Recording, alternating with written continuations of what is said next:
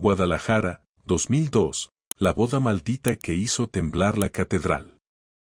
¿Qué tan seguro estás de que un lugar sagrado siempre protege a quienes entran en él y no a los secretos que guarda debajo?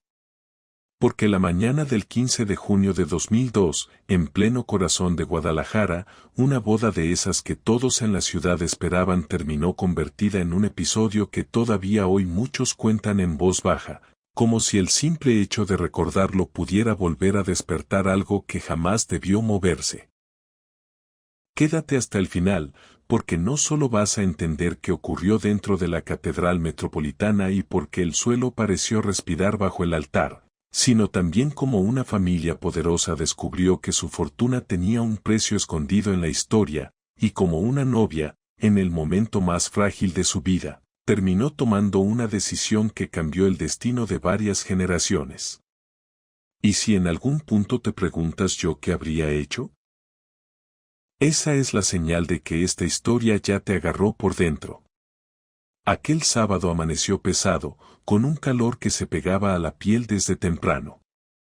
El centro histórico ya estaba despierto antes de tiempo, los puestos levantaban cortinas, los autos se acomodaban como podían, y el ruido habitual de la ciudad se mezclaba con un murmullo distinto, como de expectativa.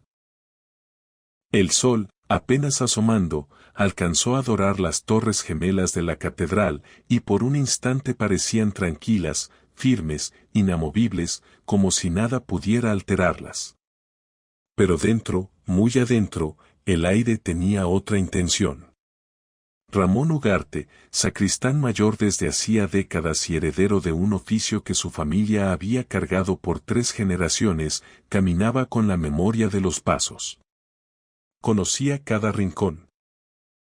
La forma exacta en que cruje cierta banca, el punto donde la piedra siempre se siente más fría, la manera en que el eco responde distinto según la hora. Y por eso, cuando esa mañana entró a preparar el altar de la ceremonia de las 11, algo le pareció fuera de lugar desde el primer segundo. No era una visión, ni una voz, ni un golpe de viento. Era el ambiente, como si dentro del templo el aire se hubiese espesado, cargado de un olor a tierra mojada que no coincidía con la estación, ni con el clima, ni con nada.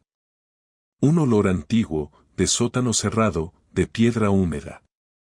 Las velas que había encendido titilaban como si alguien respirara cerca, aunque no se sentía corriente alguna. Y lo peor, un zumbido, casi imperceptible, le vibraba en la planta de los pies. No venía de arriba. Venía de abajo, como si desde el subsuelo algo estuviera despierto y atento, esperando una señal. «Don Ramón, ¿ya está todo en orden?», preguntó el padre Cárdenas, sacándolo de ese tipo de pensamientos que a uno le dan vergüenza compartir. El sacerdote era joven, apenas 30 y tantos, y traía en la mirada ese nerviosismo que solo se ve cuando alguien sabe que está por vivir su primer gran evento bajo la lupa de todos. Llevaba 6 meses asignado a la catedral. Había oficiado misas, bautizos, funerales, pero una boda de esa magnitud era otra cosa. Y él lo sabía. «Casi, padre», respondió Ramón, tratando de sonar tranquilo. «Solo, no sé. ¿Usted no siente algo extraño aquí dentro?». El padre se detuvo un momento, como si le diera pena admitirlo. Miró hacia las bancas oscuras, hacia los candelabros dorados, hacia las vidrieras que ya empezaban a pintarse con los colores del sol. Todo parecía igual de solemne, igual de imponente, igual de normal. Entonces sonrió con esa sonrisa de quien quiere creer en lo simple. «Son los nervios, don Ramón. Además, esta boda trae a medio Guadalajara con el oído pegado al chisme. Es normal que se sienta más pesado». Y tenía razón en algo, era normal que hubiera presión. Porque la boda de Gabriela Mendoza y Roberto Salazar llevaba meses siendo tema obligado en cafés, reuniones familiares y hasta en conversaciones de desconocidos. Los Mendoza no eran ricos nada más.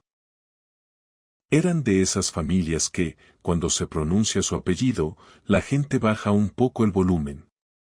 Dueños de haciendas tequileras en los altos, de tierras que parecían no terminar, de un apellido que se había construido a través de generaciones con trabajo, influencia, alianzas y, según se decía, una disciplina casi cruel para que nadie manchara el nombre. Roberto, por su parte, era el tipo de hombre que encajaba perfecto en la imagen de éxito moderno. Empresario inmobiliario, bien conectado, seguro al hablar, recién llegado de Monterrey 3 años atrás y ya metido en los círculos donde se decide mucho más de lo que se dice en público. Su relación con Gabriela había sido rápida, intensa, casi como si el tiempo los empujara. 8 meses desde que se conocieron en una gala benéfica, de esas donde todo huele a perfume caro y las sonrisas parecen ensayadas, hasta el día del sí. Demasiado rápido para algunos. Perfecto para otros. Irresistible, decían los que querían romantizarlo. Sospechoso, murmuraban quienes conocían el peso de esa familia. Lo que nadie imaginaba, y lo que el padre Cárdenas ni siquiera contemplaba como posibilidad, era que esa unión no era solo una boda entre dos jóvenes. Era una chispa. Una llave. Un golpe exacto sobre una puerta que llevaba cerrada por siglos. Y había algo viejo, hambriento, paciente, que había aguardado el momento preciso para mover el picaporte. A las 10:30 comenzaron a llegar los primeros invitados. El atrio se llenó de vestidos elegantes, de peinados perfectos, de trajes oscuros y zapatos recién lustrados. Había risas cuidadas, saludos con abrazos medidos, comentarios sobre el calor y el tráfico como si todo fuera un día cualquiera. Pero dentro del templo, a cada persona que entraba, Ramón le veía el mismo gesto. Un pequeño escalofrío, una frotada de brazos, una mirada rápida hacia arriba como buscando de dónde venía esa sensación. Nadie decía nada, porque en una catedral uno no quiere verse ridículo. Uno prefiere pensar, ha de ser la piedra. Ha de ser la sombra. Ha de ser que estoy nervioso. Y sin embargo, el frío crecía. Doña Soledad Mendoza, madre de la novia, caminaba como si fuera dueña del piso, aunque no lo fuera. Alta, espalda recta, mirada de esas que no preguntan, ordenan. Revisaba flores, listones, la alineación de las bancas, los detalles mínimos que solo ella parecía notar. Cuando una empleada de la florería se acercó con una corrección tardía, doña Soledad no tuvo compasión. Esa base está chueca. Y ese listón, más firme. Si algo va a salir en fotos, va a salir bien, sentenció, y no era un capricho, era su manera de mantener control cuando por dentro, sin admitirlo, algo le picaba en el estómago desde que había cruzado la puerta. Mientras tanto, en la sacristía, Gabriela esperaba. A sus 24 años tenía una belleza que llamaba la atención sin necesidad de esfuerzo, cabello negro largo recogido en un peinado elaborado, ojos profundos, piel clara. El vestido, traído desde Ciudad de México, caía con una elegancia que la hacía ver casi irreal. Pero la realidad estaba en sus manos, temblaban. Lo hacía con discreción, como quien intenta ocultar una fiebre. Su madrina, Lucía, una mujer mayor que había visto muchas bodas y muchas tristezas, lo notó sin esfuerzo. «Hija, ¿estás bien?», preguntó con voz suave, acercándose como se acerca una madre cuando no quiere asustar. Gabriela respiró hondo, pero la respiración no le alcanzó. «No sé, siento frío», confesó. «Todos afuera hablan del calor, pero aquí dentro, yo tengo escalofríos, como si me hubieran metido en agua helada». Lucía le tocó la frente y abrió los ojos, preocupada. «Estás fría de verdad. ¿Quieres un chal? ¿Un té? ¿Qué te siente?» «No, ya se me pasa», dijo Gabriela, y trató de sonreír para no alarmarla. Deben ser los nervios. Pero no eran los nervios. Gabriela lo sabía, aunque no quería decirlo en voz alta. Porque desde hacía 3 noches venía arrastrando el mismo sueño, ella sola, caminando por un pasillo subterráneo bajo la catedral, con paredes que sudaban humedad y algo más espeso, algo que parecía manchar. Al final del túnel había una figura. No siempre se veía completa, pero siempre estaba ahí. Y lo peor no era verla, sino escucharla. Porque esa figura pronunciaba su nombre con una familiaridad que le daba náusea, como si la conociera desde antes de nacer.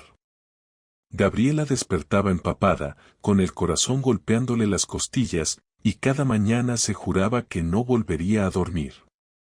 Nunca se lo contó a nadie, porque ¿cómo explicar algo así sin que te miren como si exageraras? ¿Cómo decir soñé con un túnel bajo la catedral cuando la gente solo quiere hablar del banquete, del vestido, de las fotos? A las 11:05, el templo estaba lleno. Más de 300 personas ocupaban bancas, pasillos, el coro, la parte trasera. Había cámaras listas, murmullos contenidos, abanicos improvisados y un ambiente de ceremonia grande. El órgano empezó a sonar, y ese sonido solemne hizo que varios se enderezaran. Roberto ya estaba al frente, en el altar, junto a su padrino. Se veía nervioso, sí, pero también ilusionado. Acomodaba el nudo de la corbata una y otra vez como si con eso pudiera controlar el tiempo. Cuando miró hacia la sacristía esperando verla aparecer, sus ojos brillaron. Don Ramón, desde su lugar, sentía que el zumbido de la mañana se había vuelto más claro. Ya no era solo una sensación. Era como una vibración sutil que subía desde el suelo y se metía en los huesos. Miró al padre Cárdenas. El sacerdote revisaba el misal y se persignaba, como quien se prepara para una prueba sin decirlo. Todo estaba listo. Y aún así, el templo se sentía inquieto, como animal encerrado. Las puertas principales se abrieron. Gabriela entró del brazo de su padre, don Ernesto Mendoza. Un hombre corpulento, bigote gris, 60 y tantos años, presencia pesada. Caminaba despacio, con esa mezcla extraña de orgullo y preocupación que solo se ve en los padres que están entregando a su hija al altar y al destino. Los invitados se pusieron de pie. Los flashes estallaron. La música llenó la nave. Gabriela sonreía por costumbre, pero su palidez se notaba incluso bajo el velo. Y fue justo ahí, en ese momento en que todos estaban mirando hacia ella, cuando ocurrió el primer detalle imposible: un candelabro antiguo, a la derecha, empezó a moverse. No fue un golpe brusco. Fue un balanceo lento, como si alguien lo empujara apenas. Luego volvió a moverse, con más decisión. Y los murmullos nacieron como una ola, primero 2, luego 10, luego 20 personas mirando de reojo, buscando una explicación. Don Ramón sintió un frío en la espalda. Ese candelabro llevaba ahí más de 2 siglos. Pesado, firme, colgado con un soporte que él mismo había revisado 1000 veces. No tenía sentido que se moviera así. No con esa suavidad. Y luego con esa insistencia. Gabriela llegó al altar. Don Ernesto besó su frente y le dejó la mano en la de Roberto. Roberto sonrió, emocionado, como si no existiera nada más que ese instante. El padre Cárdenas abrió el libro y empezó la fórmula de siempre, con voz que intentaba ser segura. Hermanos, estamos reunidos aquí, ante Dios. Y mientras hablaba, el zumbido creció. Primero fue un rumor grave, como si la piedra cantara por dentro. Después se volvió evidente. Varias personas en las primeras filas se miraron entre sí con incomodidad, como preguntándose: ¿tú también lo oyes? No era un sonido que se pudiera señalar con el dedo. Parecía salir de las paredes, del piso, del aire. La catedral, de pronto, dejó de ser solo un edificio. Se volvió una caja de resonancia para algo que quería hacerse escuchar. Y entonces vino el segundo golpe, la temperatura cayó. No poco. No se sintió fresco. Cayó como si hubieran abierto una puerta enorme al invierno. En pleno junio, con Guadalajara hirviendo allá afuera, adentro la gente comenzó a frotarse los brazos. Algunos soltaron risas nerviosas. Otros se acomodaron el saco. Una señora se llevó la mano al pecho. Había alientos visibles, pequeñas nubes de vapor en el aire, y eso fue lo que hizo que varios se asustaran de verdad. Porque una cosa es sentir frío. Otra, ver tu propio aliento dentro de una iglesia como si estuvieras en una madrugada de enero. Gabriela apretó la mano de Roberto con fuerza. Roberto la miró, confundido. ¿Estás bien?, susurró. Ella quiso decir detén esto, vámonos, algo no está bien, pero las palabras no salieron. Sintió una presión invisible, como si el aire se volviera más pesado alrededor de su cuerpo. Era como tener manos encima sin verlas, sujetándola. Sus pies, de pronto, parecían más firmes que el mármol. Quiso moverlos y no pudo. Y en ese momento, el padre Cárdenas avanzó hacia esa parte de la ceremonia donde siempre se hace la pregunta que suena formal, casi rutinaria. Si alguien conoce algún impedimento para que estos dos. No terminó. No alcanzó. El estruendo lo interrumpió como un golpe directo al pecho. El suelo tembló con una fuerza que tiró a varias personas. Los vitrales vibraron en sus marcos. Del techo cayó polvo, y el sonido del órgano se cortó en seco con un quejido metálico. Hubo gritos, bancas arrastrándose, gente tratando de correr sin entender a dónde. Parecía un sismo, pero don Ramón lo supo al instante, no era un sismo normal. Él había vivido temblores en Guadalajara. Esto era distinto. La vibración no se sentía como un movimiento de tierra general. Era como si el temblor naciera en un punto preciso y se expandiera, justo debajo del altar.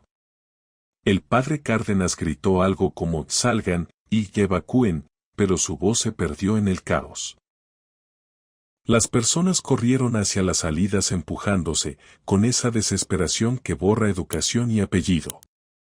Doña Soledad, que minutos antes ordenaba listones, ahora gritaba el nombre de su hija como si se le estuviera yendo la vida.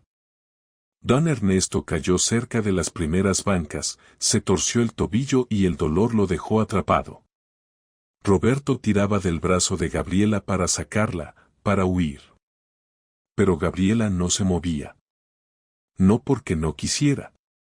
Porque no podía. Sus ojos estaban clavados en el piso, justo frente a ella. Una baldosa se partió con un sonido seco, parecido al de un hueso quebrándose. Luego otra. Y otra.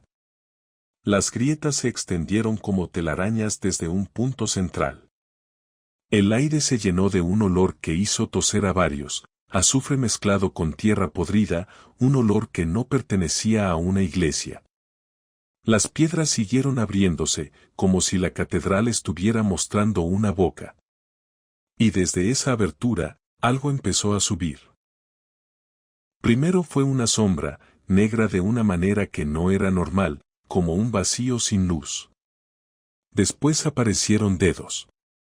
Largos, huesudos, blancos como cera vieja. Una mano completa se aferró al borde. Luego otra. Se escuchó el sonido de uñas raspando piedra.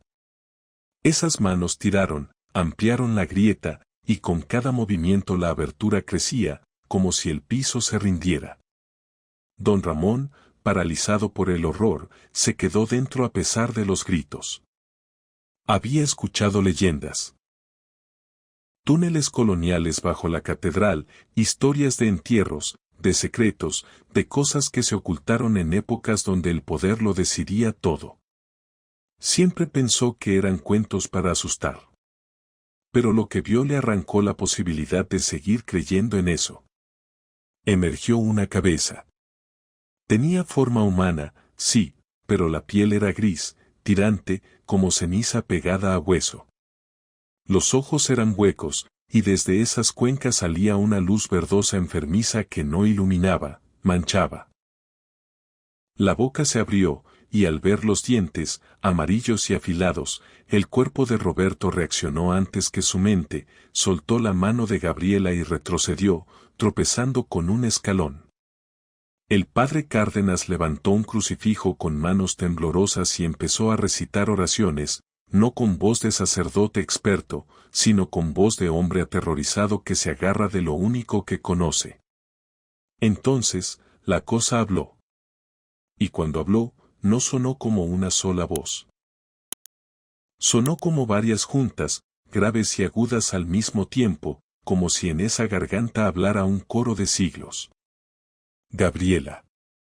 Gabriela sintió que el nombre le atravesaba el pecho. Era la voz de su sueño. La de las noches anteriores. La que la llamaba desde un túnel oscuro. Gabriela Mendoza. Ella apenas pudo susurrar, con lágrimas en los ojos. ¿Por qué? ¿Quién eres? La criatura terminó de salir. Era alta, casi 2 metros, cubierta de trapos que alguna vez pudieron ser ropa fina. Y en el pecho, colgando como prueba, llevaba un medallón corroído, con el escudo de los Mendoza, pero de una época antigua, con detalles diferentes, como una versión vieja del mismo símbolo. Porque tu sangre viene de la mía, respondió esa voz múltiple. Porque tu familia dejó una deuda sin pagar, y yo he esperado demasiado. El temblor seguía, aunque por momentos parecía bajar como si escuchara. La criatura enderezó el cuerpo y miró a su alrededor con desprecio y tristeza mezclados. No buscaba a todos. Buscaba a ella.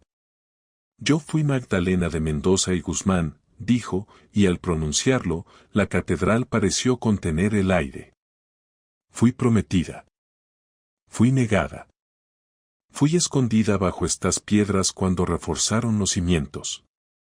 Me dejaron en la oscuridad para cuidar el honor de una familia, y desde entonces, este lugar se construyó sobre mi agonía.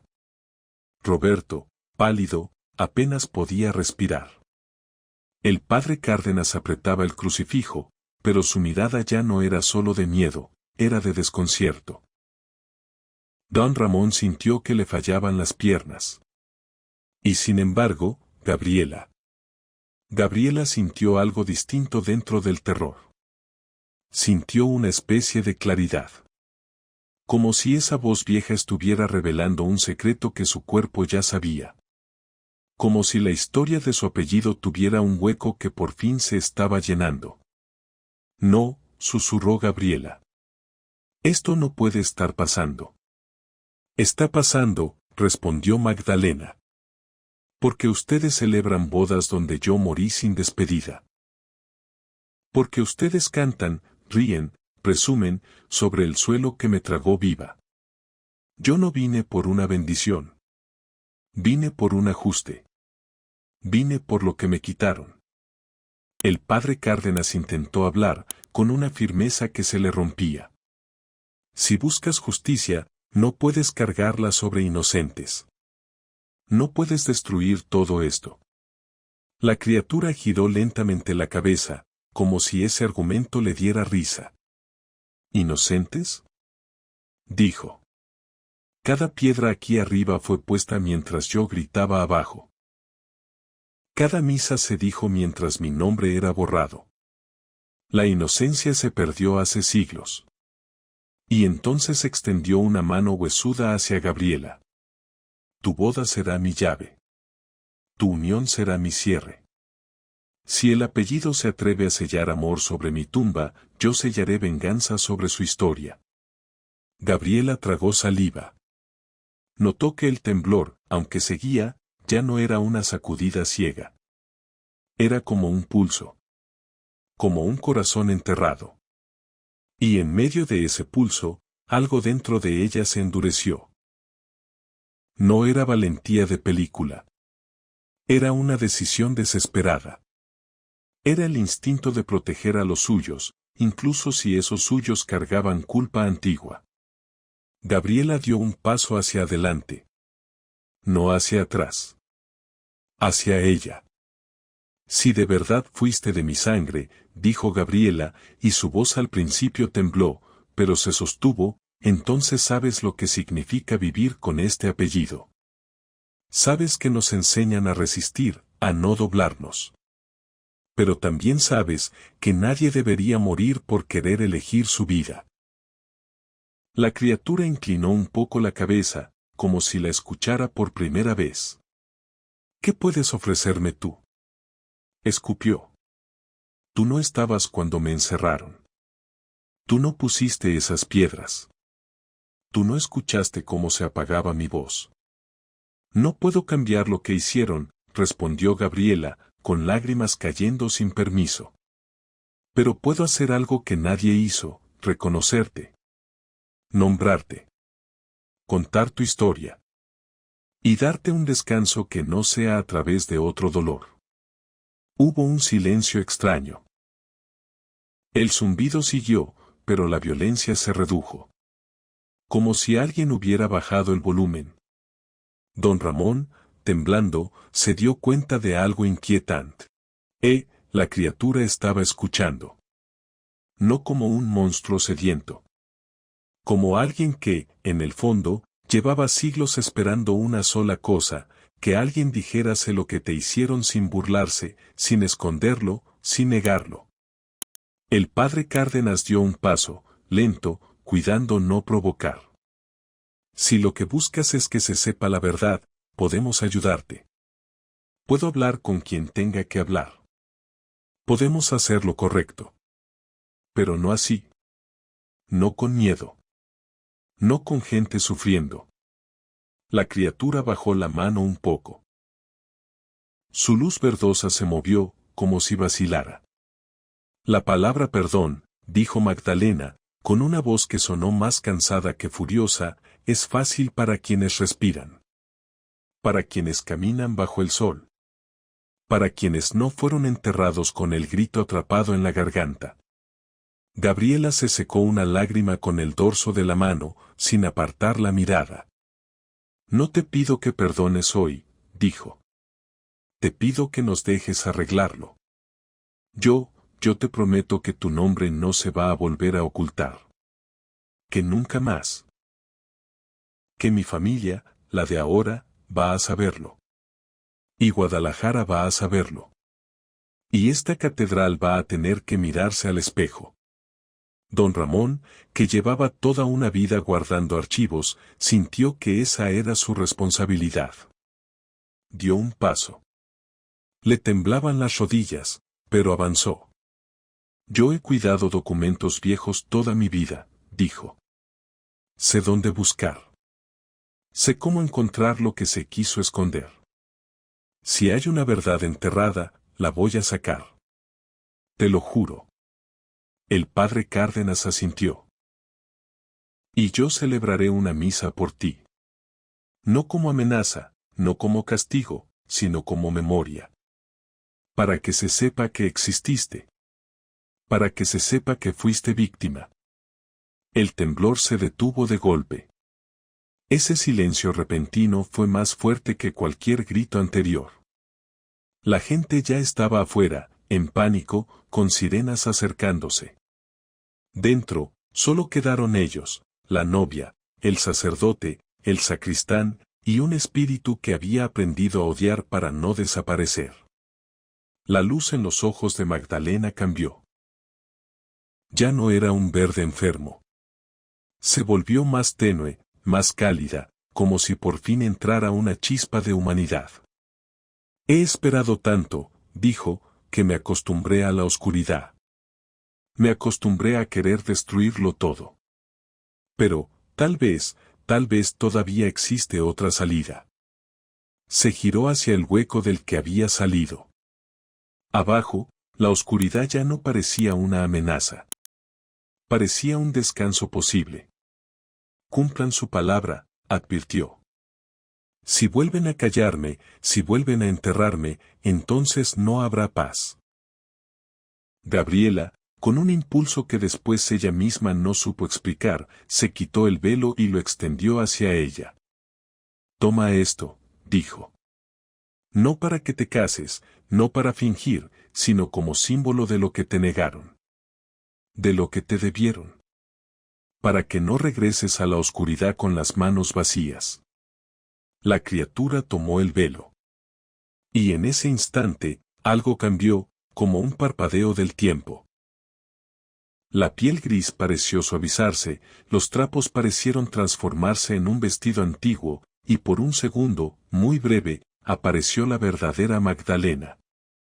Una joven de rostro fino, quizá de 20 años, con tristeza profunda en los ojos, pero también con un alivio tímido, como quien por fin es vista. Gracias, susurró, ahora con una voz humana, una sola. Que Dios les dé el valor de cumplir. Empezó a descender.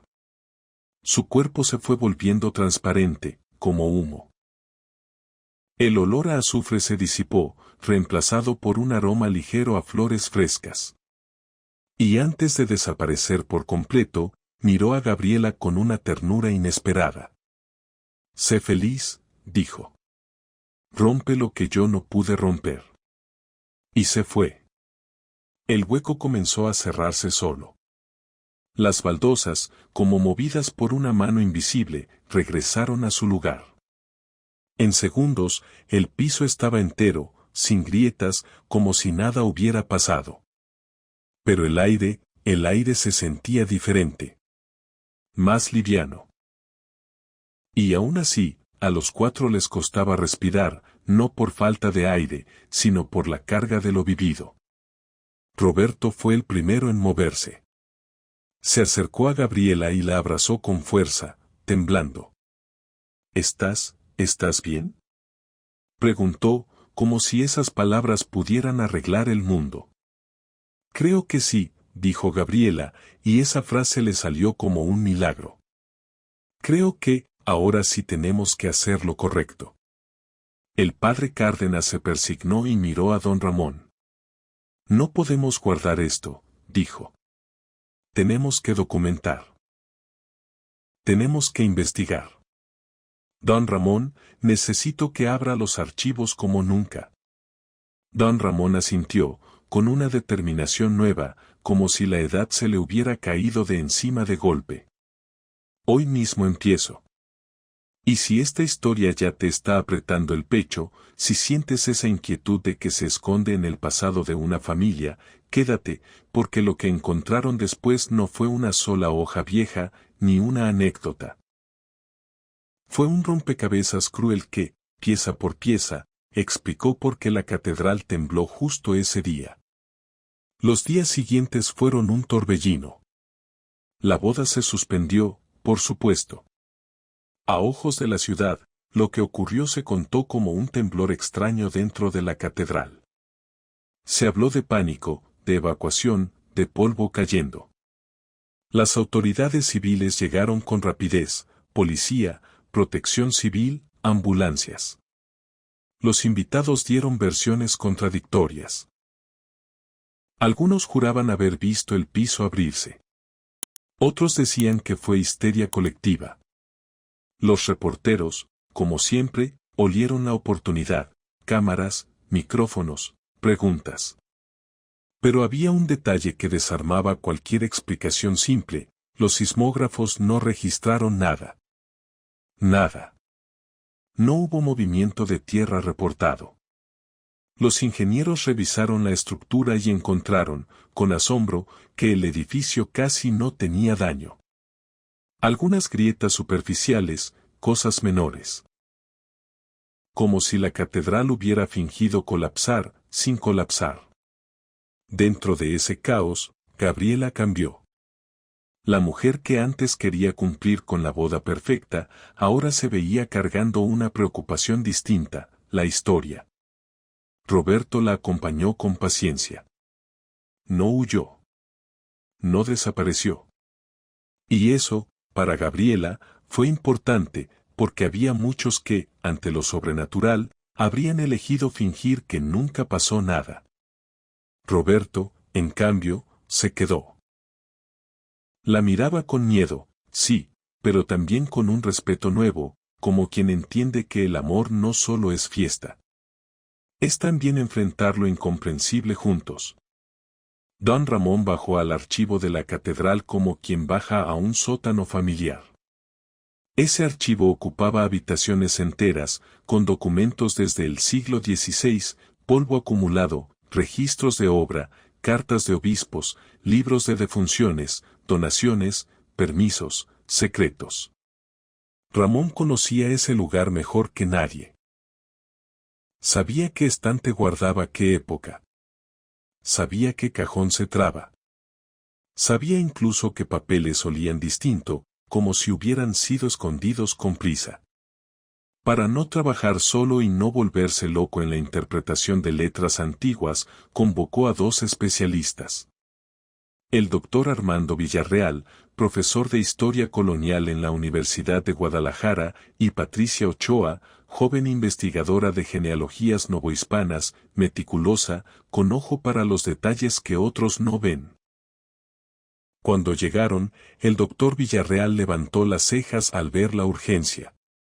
Don Ramón, usted no convoca a académicos un sábado en la noche solo por curiosidad, dijo, acomodándose los lentes. ¿Qué busca exactamente? Don Ramón dudó. No podía soltarles, un espíritu salió del piso. No así, de golpe. Les ofreció una versión que sonaba posible. Hay indicios de que durante obras antiguas, pudo haberse cometido un crimen. Un entierro encubierto. Algo ligado a una familia importante. Necesito evidencia. Patricia frunció el ceño. ¿En la catedral? Preguntó. Eso es serio. Por eso están aquí, respondió Ramón, y le señaló los primeros legajos. Empezaron por lo lógico, años cercanos a 1750 a 1810, periodo de obras, de refuerzos, de donaciones. Revisaron cartas, registros de construcción, actas. El padre Cárdenas se unió por ratos, llevando café y pan para mantenerlos despiertos. Nadie lo decía, pero todos cargaban una ansiedad, no buscaban un dato para un libro. Buscaban la explicación de lo imposible. Fue Patricia quien encontró la primera pista de manera casi accidental. Estaba revisando correspondencia del clero cuando halló una carta fechada en 1789, firmada por Miguel Hidalgo y Costilla, dirigida a una autoridad eclesiástica de Guadalajara. El doctor Villarreal, al verla, se inclinó con interés genuino. ¿Hidalgo aquí?, murmuró. Esto es, raro, pero posible. Antes de todo lo que fue, estuvo en la región. Patricia leyó despacio, descifrando la caligrafía antigua. Y a medida que avanzaba, el aire del archivo pareció enfriarse, aunque nadie quiso notarlo. Habla de rumores, de algo perturbador bajo el templo, de almas que reclaman justicia, dijo Patricia, mirando a don Ramón. Y hay una nota al margen, con tinta diferente. Asunto Mendoza Guzmán, silenciado por orden. Don Ramón sintió un nudo en el estómago. El apellido estaba ahí. No era imaginación. Sigan, dijo, y su voz salió más ronca. Sigan buscando. Horas después, don Ramón encontró en un libro de defunciones algo que le hizo sudar frío. Una entrada breve, fría, sin detalles, Magdalena María de Mendoza y Guzmán. Edad, 19 años. Causa, no especificada. Lugar de sepultura, no registrado. Nota, caso cerrado por autoridad familiar. Patricia, al ver el nombre, abrió un cuaderno de genealogías y empezó a trazar líneas con rapidez. Mendoza y Guzmán, esas dos familias eran de las más fuertes en Nueva Galicia, explicó. Un matrimonio ahí era un asunto de poder. Si alguien se salía del plan, era un problema. El padre Cárdenas, que escuchaba, tragó saliva. ¿Y si ella se negó? Aventuró. ¿Y si quiso elegir por sí misma? El doctor Villarreal, mientras tanto, había sacado otro documento, un contrato de obra. Lo leyó con la precisión de quien entiende números y trampas. Aquí dice que en marzo de 1788 hubo una donación especial de los hermanos Mendoza para reforzar cimientos en un sector específico de la nave. Dijo. La cantidad es exagerada. Mucho más de lo que costaría el trabajo. Don Ramón cerró los ojos. Un pago para el silencio, murmuró. Para que nadie hablara. Las piezas se empezaron a unir con crueldad. Más documentos aparecieron, escondidos entre papeles de contabilidad. Una carta personal de don Francisco Mendoza a su hermano Sebastián. Patricia la leyó en voz baja, y cada palabra cayó como piedra. El problema de nuestra hermana ha sido resuelto, los constructores han sido compensados. Su silencio está garantizado, que Dios nos perdone, pero el honor se detuvo, incapaz de seguir sin respirar. El padre Cárdenas se llevó una mano a la boca. La enterraron, dijo, como si decirlo lo hiciera real. La enterraron viva. El doctor Villarreal, que había intentado mantener distancia académica, ya no podía esconder el impacto. Necesito que me digan una cosa, pidió, mirando a don Ramón y al padre. ¿Por qué ahora? ¿Por qué esto está saliendo a la luz justo hoy? Y entonces, ya no hubo forma de seguir ocultando. El padre Cárdenas contó lo ocurrido en la boda. Contó del temblor que no fue temblor, del piso abriéndose, de la figura reclamando su nombre. Habló sin adornos, porque no hacía falta adornar.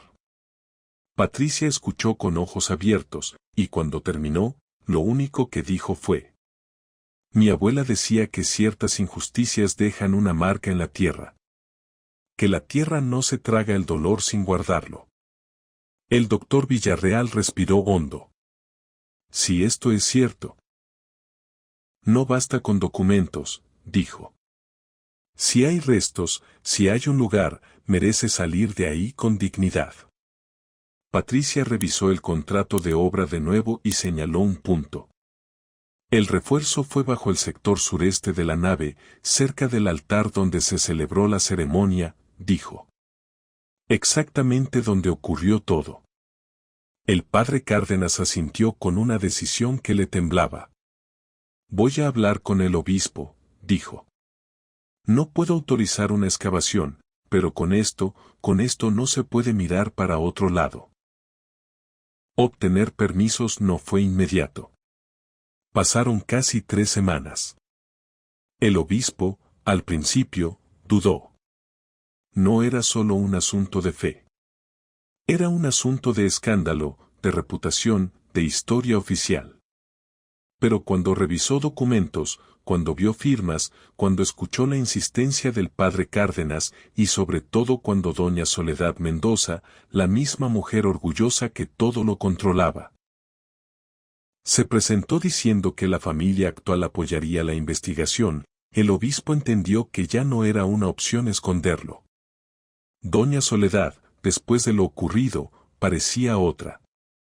Seguía siendo firme, sí, pero se le veía una grieta humana, como si por primera vez entendiera que el apellido también podía ser una carga. Si nuestros antepasados hicieron algo así, dijo frente a quienes la escuchaban, entonces nosotros no vamos a taparlo. Vamos a repararlo. El lunes que comenzaron las excavaciones, la catedral se llenó de una tensión distinta. se delimitó el área del altar. Llegó un equipo de arqueólogos de la universidad, dirigido por la doctora Verónica Salinas, una mujer seria, profesional, que documentaba cada paso como quien sabe que la historia se escribe con pruebas. Las cámaras de noticias locales aparecieron. Micrófonos. Reporteros. La ciudad se volvió a reunir, no para celebrar una boda, sino para ver si debajo del símbolo más grande había una herida. Gabriela estuvo ahí, al lado de Roberto. Don Ramón también, con el rostro tenso. El padre Cárdenas rezaba en silencio. Y mientras retiraban baldosas modernas, luego el piso más antiguo, luego piedras de cimiento, las horas pasaban sin hallazgos claros. Había un silencio raro en el ambiente. El tipo de silencio que aparece cuando mucha gente espera algo que no sabe cómo nombrar.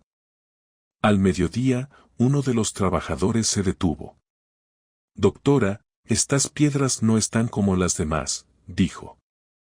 Aquí parece, como si hubieran cerrado esto rápido. La doctora Salinas se agachó y observó. Tenía razón. En una sección, las piedras estaban colocadas sin el mismo cuidado artesanal del resto. No era una grieta. No era un hueco natural. Era una intervención humana, apurada. Con cuidado, ordenó. No fuerza. No prisa. Vamos a abrir como si esto fuera una herida. Cuando levantaron la última piedra grande, un olor a tierra encerrada escapó como un suspiro guardado por siglos. Y ahí, en una cavidad apenas del tamaño suficiente para un cuerpo, apareció lo que todos temían y, al mismo tiempo, necesitaban encontrar: restos humanos. Un esqueleto acurrucado en posición fetal, como si la persona hubiera intentado ocupar el menor espacio posible mientras le quitaban el aire.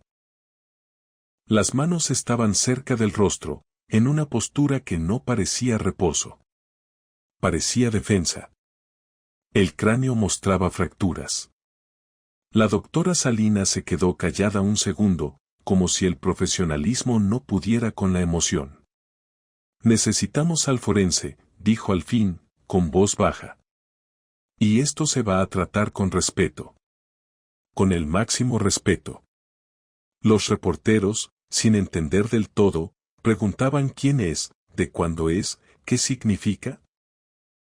El padre Cárdenas se acercó lo suficiente para que su voz se oyera sin gritar. Es Magdalena María de Mendoza y Guzmán, dijo. Tenía 19 años. Y por fin va a descansar. Entre los restos encontraron objetos que confirmaban la identidad, un medallón familiar corroído, fragmentos de tela fina, señales de que no era una persona común enterrada por accidente. Y luego, lo que hizo que Gabriela se quebrara en lágrimas, un tubo metálico pequeño, sellado, con una carta dentro. Una carta que había sobrevivido al tiempo como si hubiera esperado exactamente este día para ser leída. La llevaron al laboratorio de conservación del Museo Regional. Se reunieron los mismos, el padre Cárdenas, don Ramón, Gabriela, doña Soledad, el doctor Villarreal y Patricia. Cuando abrieron el tubo y desplegaron el papel con cuidado, todos contuvieron el aire. La letra era delicada pero firme. Y las palabras, aunque antiguas, eran claras como un grito. Magdalena escribía que iba a morir porque amó a quien no debía según su familia. Que sus hermanos la llevaron a esos cimientos. Que escuchaba trabajadores arriba. Que pronto sellarían la cavidad. Que no pedía compasión a quienes ya habían decidido borrarla, pero pedía que algún día alguien supiera la verdad. Que existió. Que amó. Que quiso elegir. Que su apellido fue comprado con su vida. Que la historia juzgara. Cuando terminaron de leer, nadie habló. Doña Soledad lloraba sin esconderlo. Gabriela apretaba la mano de su madre con una tristeza que era también vergüenza, pero no por ella, sino por lo que representaba cargar un apellido así. Don Ramón miró el papel y sintió que toda su vida, de algún modo, lo había preparado para ese momento. Más de 200 años, murmuró. Más de 200 años esperando que alguien leyera esto. El padre Cárdenas se persignó. Le haremos una ceremonia como merece, dijo. Digna. Y su nombre se va a decir en voz alta. Sin miedo. Y así ocurrió. La historia se volvió noticia nacional. No por el morbo, sino por el impacto humano, una joven enterrada por honor familiar en la época colonial, encontrada bajo una catedral en 2002, con carta incluida. Forenses confirmaron edad aproximada y señales de trauma compatibles con un encierro brutal. Historiadores hablaron de patrones de control y abuso. Y la familia Mendoza contemporánea, con doña Soledad al frente, emitió un comunicado reconociendo el crimen del pasado y pidiendo perdón. No lo hicieron perfecto. No lo dijeron con frases bonitas. Lo dijeron como se dice cuando uno sabe que ya no se puede negar, con la cara expuesta. Además, decidieron crear una fundación en nombre de Magdalena, destinada a apoyar a mujeres atrapadas en violencia familiar, en presiones, en matrimonios forzados, en situaciones donde el que dirán pesa más que la vida. No era borrar el pasado. Era intentar que el pasado no se repitiera. La misa de redención se celebró un mes después, un sábado por la mañana. La catedral volvió a llenarse, pero esta vez no era para una boda de lujo, sino para un funeral que parecía cerrar un ciclo. El ataúd, de madera fina, con detalles sobrios, descansaba frente al altar principal. El obispo presidió. En su homilía habló del perdón, pero también de la verdad. Dijo, con cuidado, que hay pecados que no se arreglan escondiéndolos, sino sacándolos a la luz. Y entonces, Gabriela subió y leyó la carta de Magdalena en voz alta. No como actriz, no como protagonista, sino como descendiente que aceptaba la carga. Su voz tembló, pero no se quebró. Después, doña Soledad pidió hablar. La mujer que antes parecía invencible, se acercó al podio como alguien que camina hacia su propia humillación con dignidad. En nombre de mi familia, dijo mirando al ataúd, te pedimos perdón. No podemos regresar el tiempo. No podemos deshacer lo que te hicieron. Pero vamos a asegurarnos de que no se vuelva a repetir. Y vamos a decir tu nombre hasta que deje de doler. La gente lloró. No solo por Magdalena. Por todas las Magdalenas que la historia escondió. Por todas las mujeres a las que les quitaron la voz por conveniencia. El coro cantó una pieza solemne que llenó el lugar de una belleza pesada. Don Ramón, sentado en primera fila, sintió algo cálido en el ambiente, como si la catedral respirara mejor. Después llevaron el ataúd al Panteón de Belén. Ahí, bajo un jacaranda, la enterraron por fin con una lápida simple y clara, con su nombre completo, sus fechas aproximadas, y una frase que no sonaba a poesía exagerada, sino a verdad, que amó con valentía, que murió con injusticia, que por fin descansaba. Gabriela se quedó un momento a solas frente a la tumba y dejó un ramo de rosas blancas, las mismas que iba a llevar en su boda. Susurró un gracias que no pedía permiso a nadie. Pasaron 2 meses antes de que Gabriela y Roberto decidieran casarse. No lo hicieron por presión social. O lo hicieron para cumplir agenda. Lo hicieron cuando sintieron que podían respirar de nuevo. Y Gabriela fue clara. No quiero casarme en la catedral, dijo una noche, en voz baja. Ese lugar necesita sanar. Y yo también. Roberto le tomó la mano. Dime dónde y ahí será, respondió, sin discusión. Eligieron el rancho de la familia en las afueras de Tequila. Un lugar con campos de agave, montañas al fondo y aire limpio. Fue una ceremonia más sencilla, más honesta, con gente cercana. El padre Cárdenas ofició, con una serenidad distinta. Don Ramón fue invitado de honor. El doctor Villarreal y Patricia también estaban ahí, como parte de esa historia que ya no era solo de archivos. Cuando Gabriela y Roberto dijeron sus votos, lo hicieron con lágrimas, sí, pero también con un alivio profundo. No hubo temblores. No hubo zumbidos. No hubo frío imposible. Solo el viento, el olor de la tierra, y esa sensación de que, a veces, la paz también se construye con decisiones valientes. En la recepción, Gabriela pidió un pequeño altar memorial, una vela encendida y una imagen artística de Magdalena basada en descripciones y documentos. Y durante el brindis, Gabriela levantó su copa y habló sin dramatismos, pero con un peso que dejó a todos callados. Esta boda también es por ella, dijo. Por Magdalena. Por la que no pudo elegir. Que su historia nos recuerde que el amor y la libertad no se negocian. Y la gente repitió el nombre como un acto de memoria, Magdalena. Magdalena. Si hasta aquí sigues escuchando con el corazón apretado, te invito a compartir esta historia con alguien que ame los relatos de verdad, de los que te dejan pensando. Y si quieres que sigamos contando historias así, donde el pasado vuelve y obliga a mirar lo que se escondió, suscríbete y quédate cerca, porque lo que ocurrió después con el legado de Magdalena transformó la ciudad de maneras que nadie esperaba. Los meses siguientes trajeron cambios silenciosos y visibles. El doctor Villarreal publicó un trabajo serio sobre el caso, no para lucrar con el dolor, sino para documentarlo y ponerlo en contexto histórico, cómo funcionaban las alianzas familiares, cómo se castigaba la desobediencia, cómo se escondían crímenes bajo símbolos de prestigio. Patricia convirtió la investigación en su tesis, enfocándose en mujeres olvidadas de la época.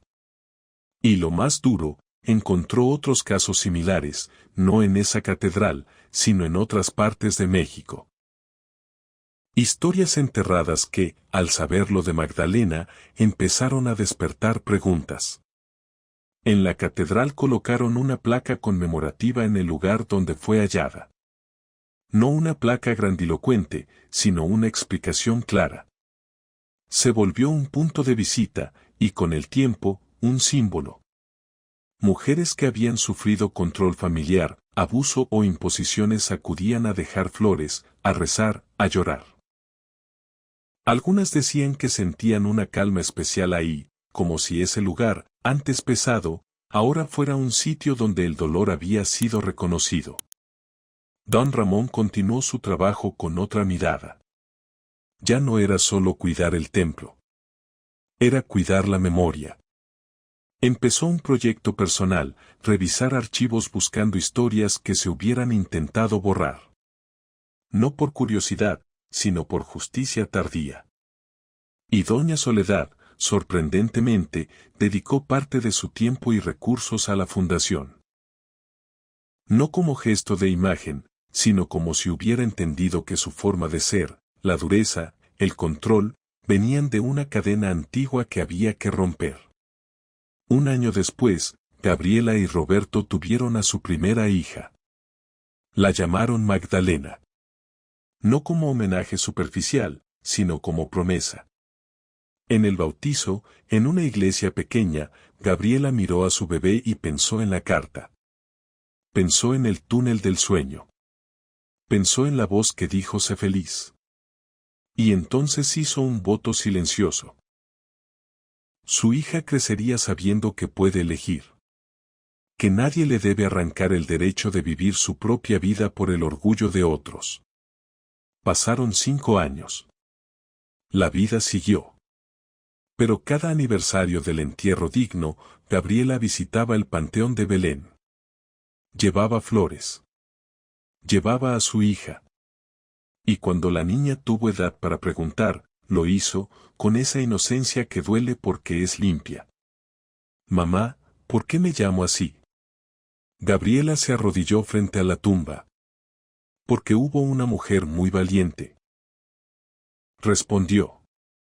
Una mujer de nuestra familia a la que le hicieron algo terrible. Y nosotros no vamos a olvidarla nunca. Porque recordar también es cuidar. La niña colocó las flores con cuidado. Hola, Magdalena, dijo con voz chiquita. Yo también soy Magdalena. Espero que ya no tengas frío. Roberto se acercó con su hijo pequeño en brazos. Se quedaron ahí, en silencio. No era un silencio triste. Era un silencio de respeto. Ese mismo día, en la catedral, se organizó una misa conmemorativa. Historiadores, ciudadanos, gente conmovida por la historia, llenaron el templo. El padre Cárdenas, con algunas canas ya, revisaba su homilía como quien entiende que hay palabras que no deben decirse a la ligera. Don Ramón, ya mayor, pero con los ojos vivos, lo observó. ¿Nervioso, padre?, preguntó con una sonrisa leve. Un poco, admitió. Esto merece hacerse bien. La misa fue emotiva. La doctora Salinas presentó hallazgos finales del análisis. Patricia habló de las otras historias de mujeres olvidadas que había empezado a rastrear. Y Gabriela subió con su hija de la mano.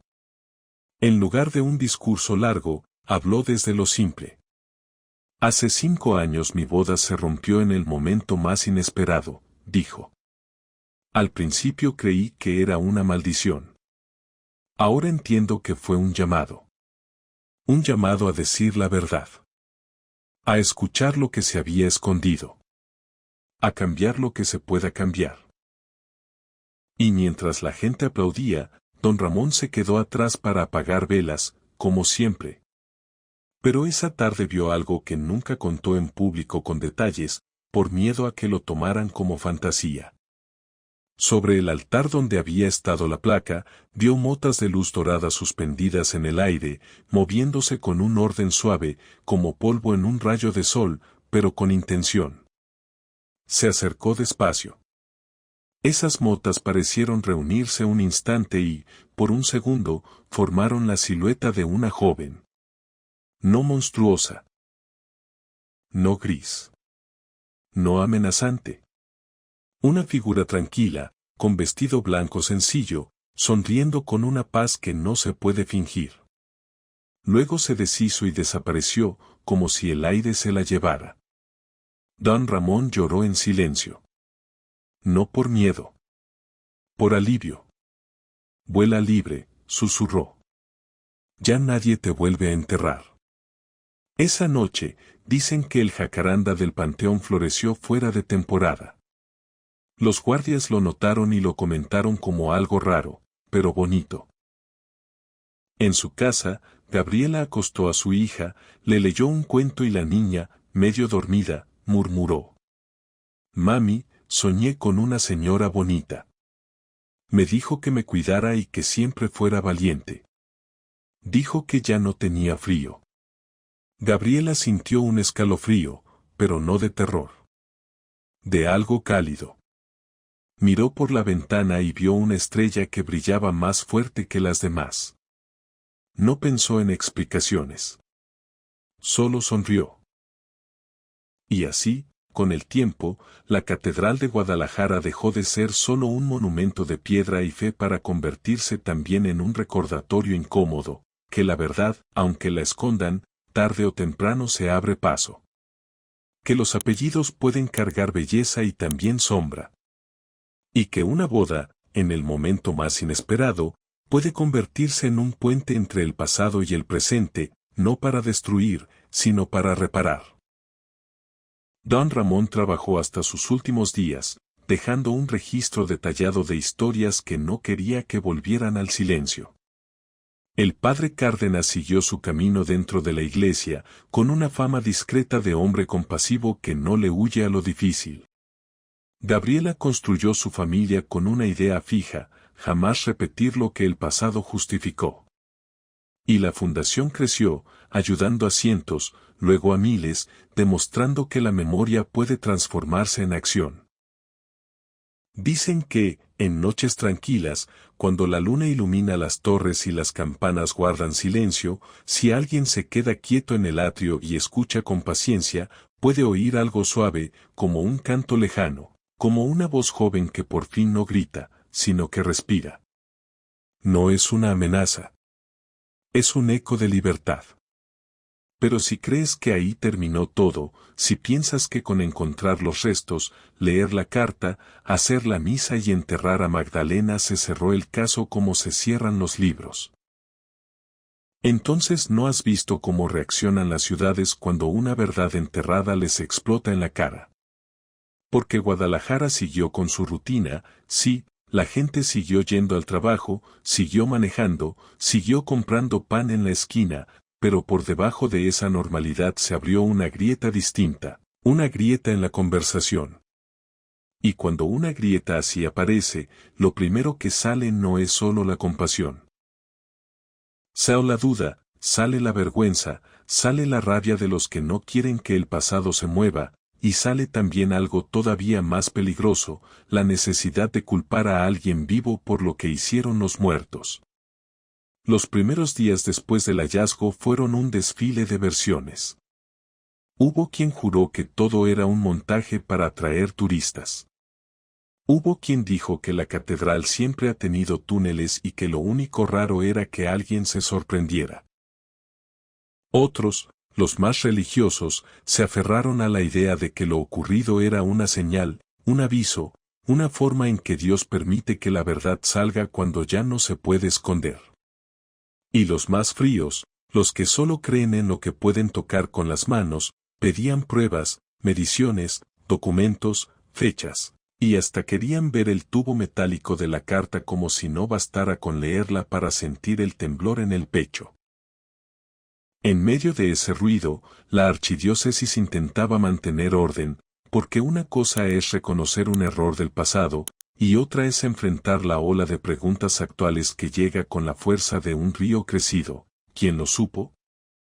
¿Quién lo tapó? ¿Por qué aquí? ¿Cuántos casos más? ¿Cuántas historias se quedaron abajo? Don Ramón, que toda la vida había trabajado en silencio, de pronto se volvió el centro de un torbellino. Reporteros lo buscaban en la puerta lateral de la catedral, curiosos le pedían solo una foto, gente desconocida le preguntaba si había visto fantasmas antes, y algunos incluso le ofrecían dinero por contar más. Él no quería espectáculo. No quería que la historia de una mujer enterrada viva terminara convertida en un show.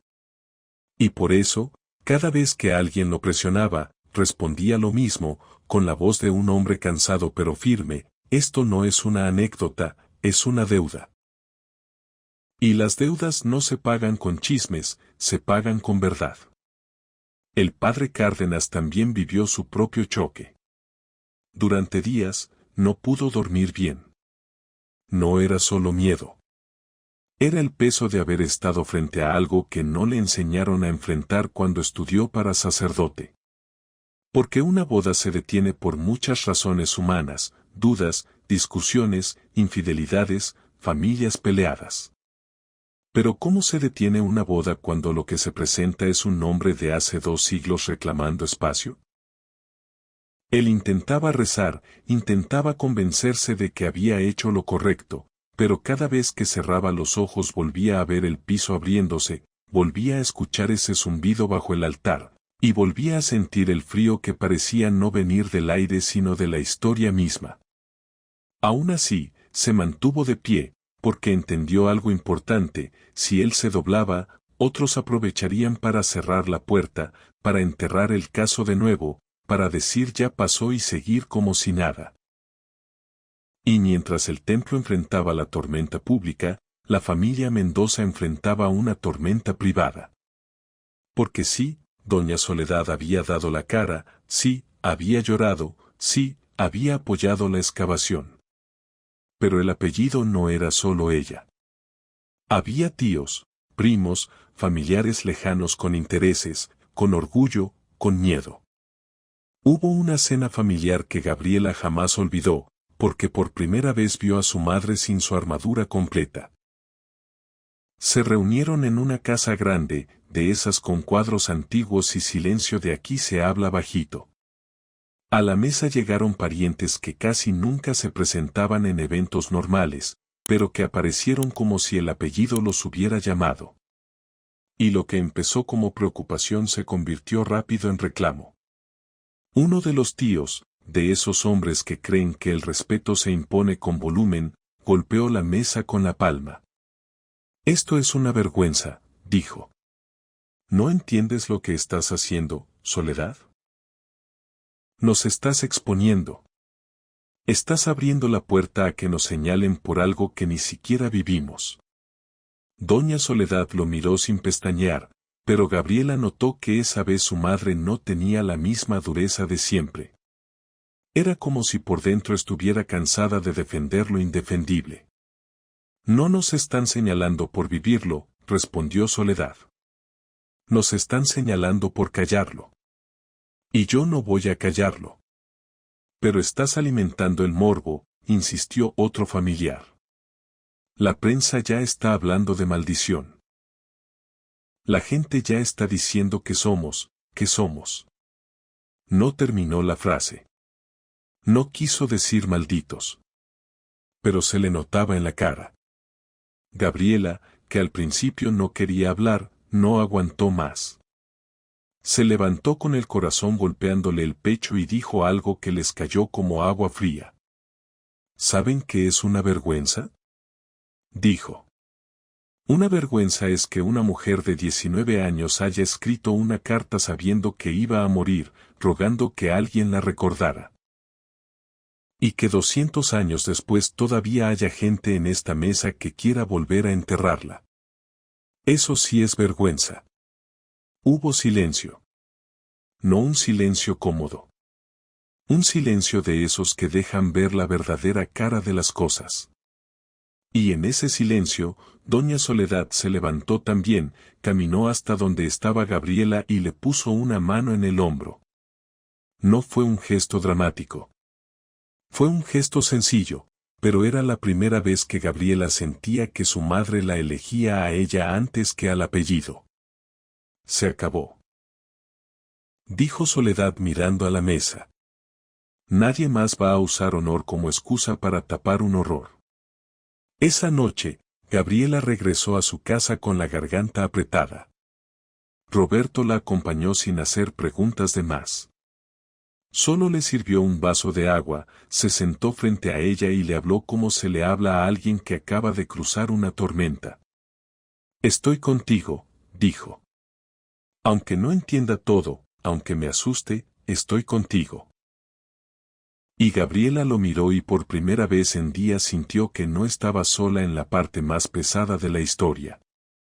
Porque sí, el sobrenatural había sido aterrador, pero lo que venía después, lo humano, lo familiar, lo social, podía ser igual de cruel.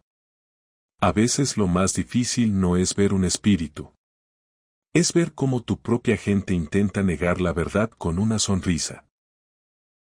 Si hasta aquí sigues dentro de esta historia, quédate, porque lo que pasó con la carta de Magdalena y con los documentos no solo sacudió a la familia. Sacudió a instituciones enteras. Y en un punto, alguien intentó desaparecer pruebas, como si todavía fuera posible volver a sellar el piso. Durante las semanas siguientes, el doctor Villarreal y Patricia trabajaron como si el tiempo los persiguiera. No porque quisieran fama, sino porque entendieron algo básico. Cuando una verdad así sale, hay dos fuerzas que se activan. Una quiere luz. La otra quiere sombra. Y la sombra, cuando tiene dinero e influencia, no avisa. Actúa. Por eso, cada documento encontrado en el archivo fue catalogado, fotografiado, duplicado. Patricia insistió en guardar copias en lugares distintos. Don Ramón, que al principio se sintió paranoico, terminó aceptando, no era paranoia. Era memoria histórica. Porque ya había pasado una vez. Alguien había enterrado a Magdalena y luego había enterrado el papel. No iban a permitir que ocurriera de nuevo. Una tarde, mientras don Ramón cerraba el archivo, notó algo raro: una gaveta estaba abierta. Él no dejaba gavetas abiertas. Nunca. Se acercó con el corazón apretado, revisó, y vio que faltaba un legajo específico, un registro de donaciones de 1788 donde aparecía la cantidad exagerada de los hermanos Mendoza. No era el documento más emocionante para la prensa, pero para la verdad era clave, era el hilo que mostraba el pago, la prisa, la intención de tapar. Don Ramón no gritó. No corrió. Solo se quedó quieto, respiró hondo y llamó al padre Cárdenas con una seriedad que le heló la sangre. Padre, dijo. Ya empezó. Esa misma noche, el padre Cárdenas habló con el obispo. No pidió permiso. Informó un riesgo.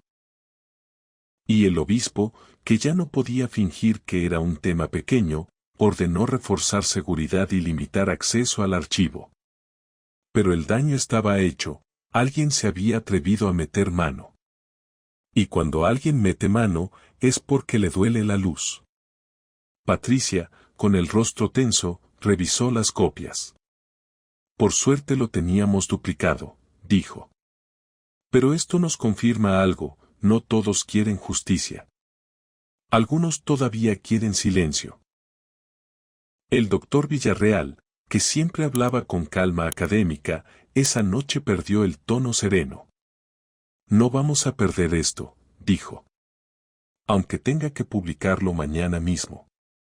Y ahí fue donde surgió el primer choque con la prensa. Porque los medios querían una narrativa fácil: maldición, fantasma, catedral embrujada, familia poderosa castigada. Villarreal y Patricia querían una narrativa correcta: una mujer encerrada por control familiar, un crimen oculto con dinero, una memoria borrada. No era lo mismo.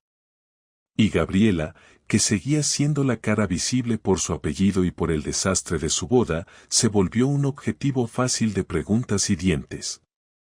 Hubo un reportero que le preguntó en cámara si ella se sentía culpable. Gabriela lo miró sin insultar, sin hacer show, y respondió con una verdad simple que dejó al hombre sin réplica. Culpable no, dijo. Pero responsable de no callar, sí. Esa frase se volvió un eco. Algunos la aplaudieron. Otros la criticaron. Pero lo importante era que había una línea clara: no se iba a volver a enterrar. Mientras todo eso pasaba afuera, dentro de Gabriela seguían ocurriendo cosas. Las noches, aunque ya no tenía el mismo sueño del túnel, se volvieron extrañas.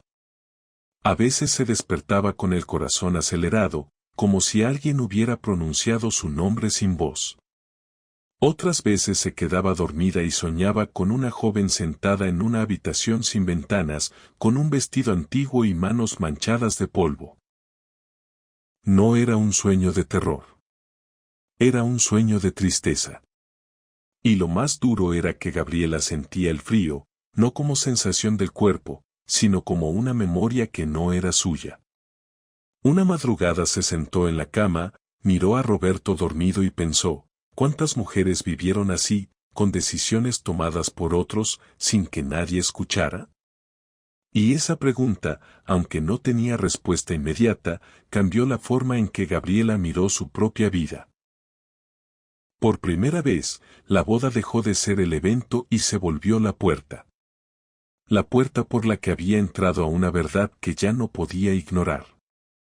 La fundación, que al principio sonó como una idea de reparación, empezó de manera humilde.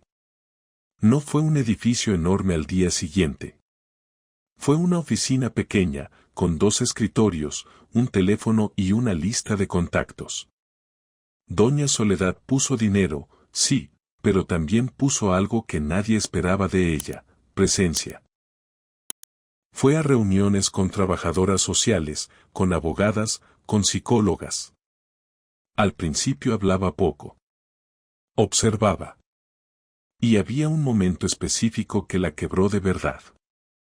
Llegó una mujer joven, con un niño pequeño de la mano, y contó, sin lágrimas ya, como quien está cansada de llorar, que su familia la quería obligar a casarse con un hombre mayor porque así conviene. Doña Soledad, al escuchar esa frase, sintió que la historia le daba una bofetada. Porque esa frase, así conviene, era el eco exacto de lo que le hicieron a Magdalena. Cuando la reunión terminó, Soledad salió, se sentó en su coche y se quedó mirando al frente sin encender el motor. Gabriela, que estaba con ella, es. Pero. Después de un rato, su madre habló con la voz quebrada, sin adornos. Yo he dicho esa frase, confesó. Yo también he dicho así conviene en mi vida, y ahora entiendo lo que puede esconder. Gabriela no la regañó. No era el momento. Solo le tomó la mano. Entonces cambiemos, dijo. Que esto no se repita. Y esa fue la verdadera transformación, no la placa, no la misa, no la noticia. La transformación era ver a una mujer como Soledad, construida a base de control, admitir que el control también puede ser violencia disfrazada de tradición. Si en este punto sientes que la historia se está volviendo todavía más humana, más cercana, más real, suscríbete y comparte, porque estas historias no solo sirven para asustar. Sirven para entender por qué a veces el pasado vuelve, no para castigar por capricho, sino para obligarnos a cambiar lo que todavía está vivo. Con el paso de los meses, las visitas a la catedral se volvieron distintas. Había quienes iban por curiosidad, sí, pero también había quienes iban por algo que no se dice fácil, iban a pedir fuerza. Mujeres mayores entraban, tocaban la placa con la punta de los dedos, se persignaban, dejaban una flor. Algunas se quedaban en silencio llorando. Don Ramón, que a veces las observaba desde lejos, empezó a reconocer ese dolor. No era solo por Magdalena. Era por todas las veces que una mujer se tragó su voz para no hacer problema. Por todas las veces que un apellido o una familia se impuso por encima de una vida. Y ahí, en ese reconocimiento, la catedral cambió de atmósfera. No porque las piedras se volvieran mágicas, sino porque la verdad tiene un efecto físico, cuando se nombra, el aire se limpia. Pero el precio de nombrar la verdad también se siente. Hubo amenazas sutiles. No cartas con sangre ni escenas de película. Amenazas reales. Llamadas sin nombre, sugerencias amistosas para que Villarreal no publicara, comentarios de te estás metiendo en cosas grandes. Patricia recibió un mensaje anónimo que decía, deja a los muertos en paz. Ella lo mostró en silencio al doctor Villarreal. Él lo leyó, respiró hondo y dijo algo que se le quedó grabado. Justo por eso, dijo. Porque los muertos no están en paz cuando los enterraron con mentira. La publicación del trabajo histórico fue un golpe. No porque revelara algo sobrenatural, eso cada quien lo interpretó como quiso, sino porque documentó el patrón.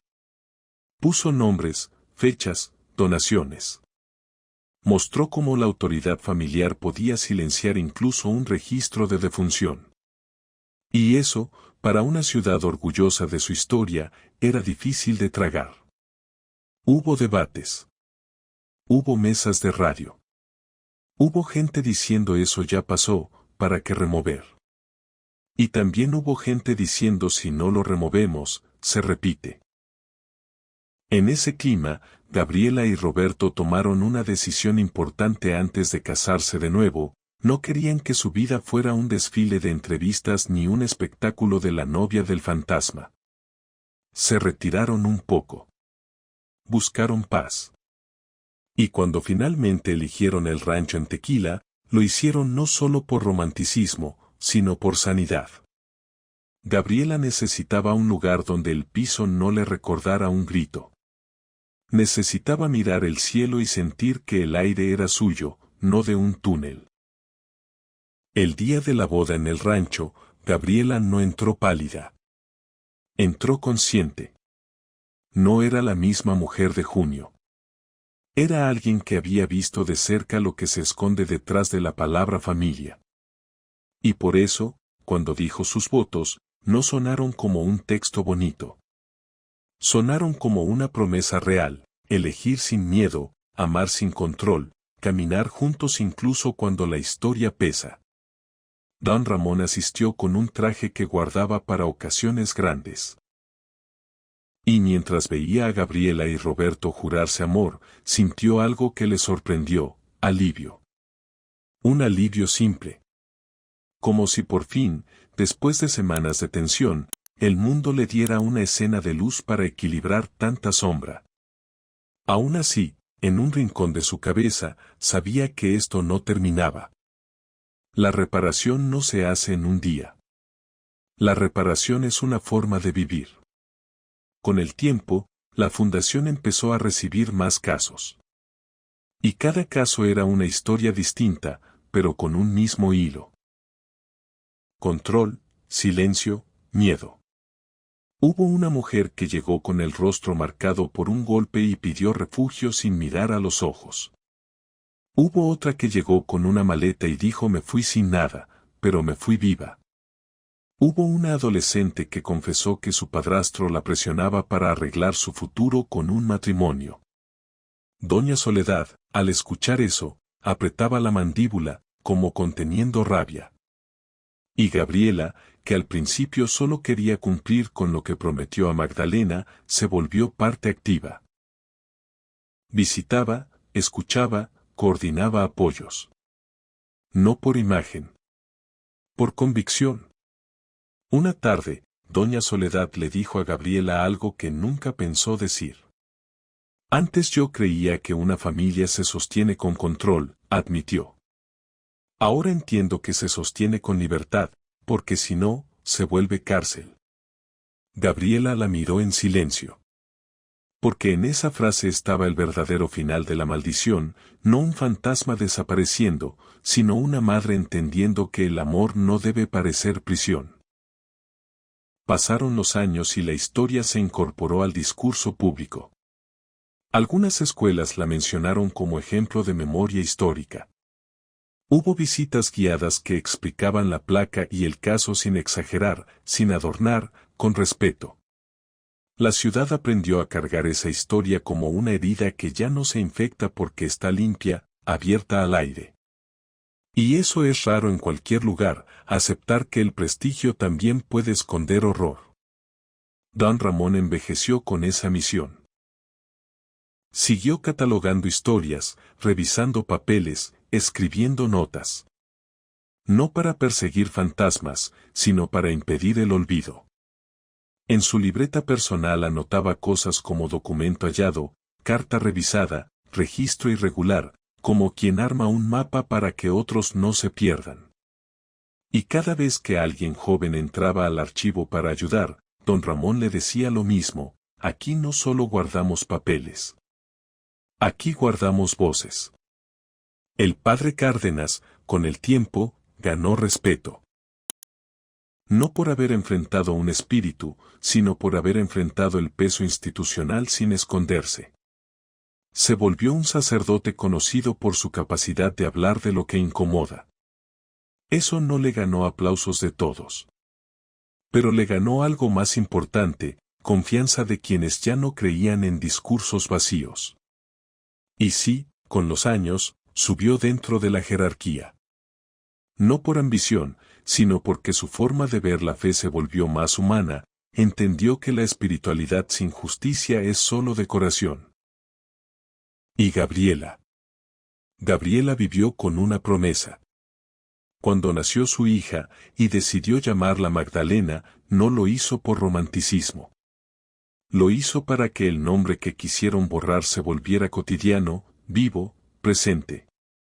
Años después, cuando su hija le preguntó por qué se llamaba así, Gabriela no contó la historia como cuento de terror. La contó como advertencia y como esperanza, para que recuerdes que nadie puede decidir tu vida por ti. Esa frase, repetida con calma durante años, fue formando a esa niña. Y ahí está lo más fuerte, el legado real de Magdalena no fue la noticia ni la misa.